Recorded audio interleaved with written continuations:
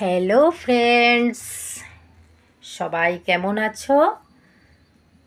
সবাই ভালো থাকবে, ভালো আছো, সব সময় ভালো থেকো, এটাই আমি বলবো।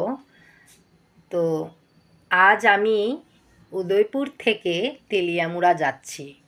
আর উদয়পুর থেকে তেলিয়ামুড়া যেতে মধ্যে আমাদের একটা ছোট্ট পাহাড় আসে, আর পাহাড়টা হলো বড়মুড়া পাহাড়। আর যে দৃশ্যগুলা তোমরা দেখছো এগুলা সম্পূর্ণ বড়মুড়া পাহাড়ের দৃশ্য।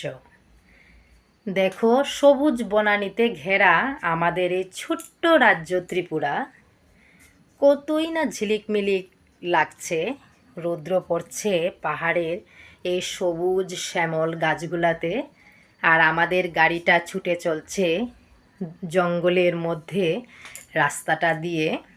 খুব সুন্দর অনুভূতি হয়েছিল, তাই আমি এই ভিডিওটা একটু করেছি।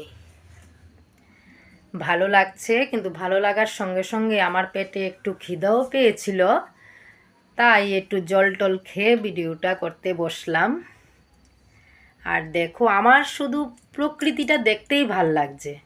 আমি গাড়িতে বসে শুধু মোবাইলটাই ধরে রেখেছি এবং দেখছি চারিপাশ কি সুন্দর। আমাদের ত্রিপুরা রাজ্যে এমন ছোট ছোট অনেকগুলি পাহাড় আছে এবং বড় ছোট কিছু নদী আছে। নর্থ ইস্টের এই ত্রিপুরা রাজ্য 7 সিস্টার মানে 7 সিস্টার মানে 7টা রাজ্যের মধ্যে একটা অন্যতম রাজ্য ত্রিপুরা। এই দেখো, বলতে বলতে বড়মুড়া পার্কে চলে আসলাম।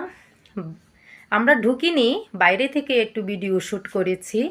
এটা পার্কের মেইন দরজাটা, সদর দরজা, এবং এখানে অফিস ঘরগুলা, এবং এটা পেরিয়ে এসে পার্কের দ্বিতীয় দরজা। তো বাস, পার্কটা পেরিয়ে গেলাম মানে বড়মুড়া পার্কেরও শেষ প্রান্ত প্রায় চলে আসলো।